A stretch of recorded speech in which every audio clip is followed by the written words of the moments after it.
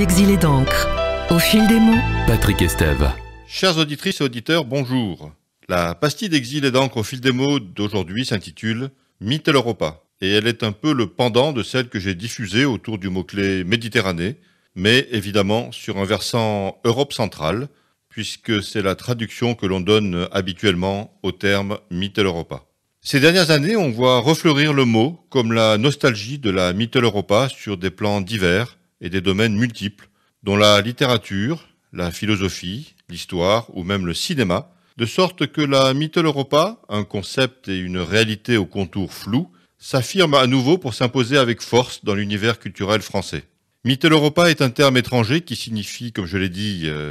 Europe centrale, mais sa traduction n'a pas de prise ni de sens, comme le mot original qui recouvre une véritable saveur culturelle et une beauté qui se trouve dans le terme même de Mitteleuropa, certes connoté, puisqu'il rappelle un monde d'hier, pour reprendre le titre du livre de Stefan Zweig, qui dépasse l'idée que l'on pourrait se faire d'une sorte de pangermanisme allemand stricto sensu. La Mitteleuropa est bien plus large que cela. C'est davantage une terre de culture, un paysage culturel, une terre intellectuelle associée à une sorte de géopolitique littéraire née au milieu du XIXe siècle, qui désigne traditionnellement l'Europe médiane, qui part du fleuve polonais de la Vistule jusqu'à la ligne bleue des Vosges, dans le sens horizontal, et de la mer Baltique jusqu'au sud de l'Autriche-Hongrie dans le sens vertical, une zone marquée par la langue allemande et influencée par la culture juive d'Europe centrale. Stefan Zweig, même s'il n'est pas le seul,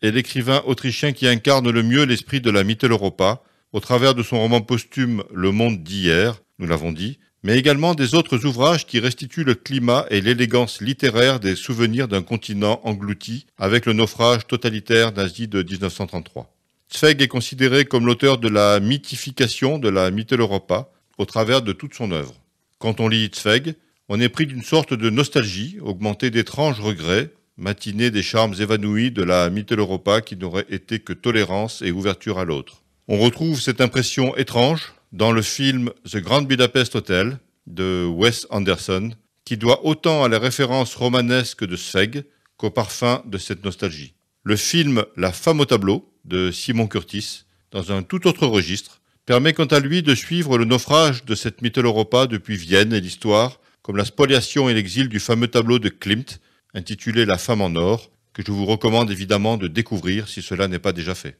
Les Français affectionnent particulièrement le terme de Mitteleuropa parce qu'il recouvre une représentation et des créations littéraires et intellectuelles subtiles et raffinées en Europe centrale. Joseph Roth en est également un auteur majeur, à qui l'on doit également un roman sur l'apogée et le déclin de l'Empire austro-hongrois, intitulé La marche de Radetzky, qui s'attache à ces lieux et ces mythes qui transportent dans un véritable voyage historique. La Mitteleuropa a été un laboratoire de modernité, empreint d'une véritable effervescence intellectuelle d'artistes et d'écrivains, voire de psychanalystes, qui se sont épanouis à défricher les questions relatives à l'identité et à sonder le cœur d'une Europe confiante en elle-même et dans sa force, bien que tiraillée entre des interrogations existentielles qui font écho aux questionnements d'aujourd'hui, notamment sur la nature et la place de l'humain dans le monde. Vous trouverez une foule d'auteurs insoupçonnés qui ont contribué depuis différents pays de la Mitteleuropa à restituer ce climat et cet imaginaire collectif au service de la quête de l'humain et des relations qu'il entretient avec le monde.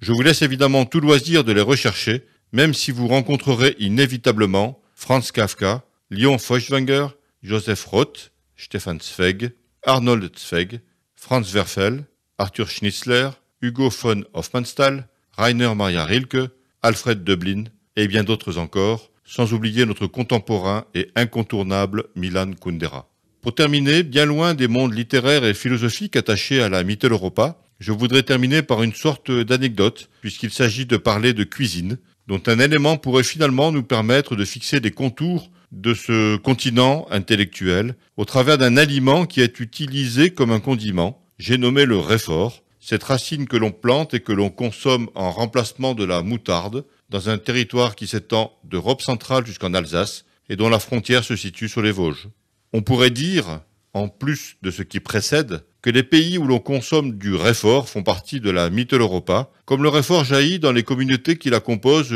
jusque chez les exilés de Paris ou de New York. mythe littéraire et artistique sublimé par un sentiment de nostalgie, la Mitteleuropa est un romantisme culturel qui peut nous aider aujourd'hui comme demain à aller à la rencontre des Européens un peu déboussolés que nous sommes parfois, dont la disparition a laissé un sentiment d'abandon, d'exil et de perte de la patrie culturelle. La Mitteleuropa de Zweig, de Roth, des frères Mann, d'Arthur Koestler et de bien d'autres est culturelle et intellectuelle avant tout, et elle est le manque de l'âge d'or qui a forgé une véritable identité européenne. En ravivant la flamme de la Mitteleuropa, nous, Européens, gagnerons en résistance face aux durcissements nationalistes multiples qui ressurgissent au cœur de l'Europe. Dans l'attente de la redécouverte du continent perdu, chères auditrices et auditeurs, je vous dis à la semaine prochaine pour une nouvelle pastille d'Exil et d'encre au fil des mots, mais surtout, dans l'intervalle, n'oubliez pas de rester libre et portez-vous bien.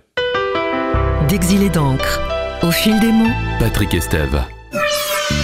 Agora Côte d'Azur. Agora Côte d'Azur. Culture et information en priorité.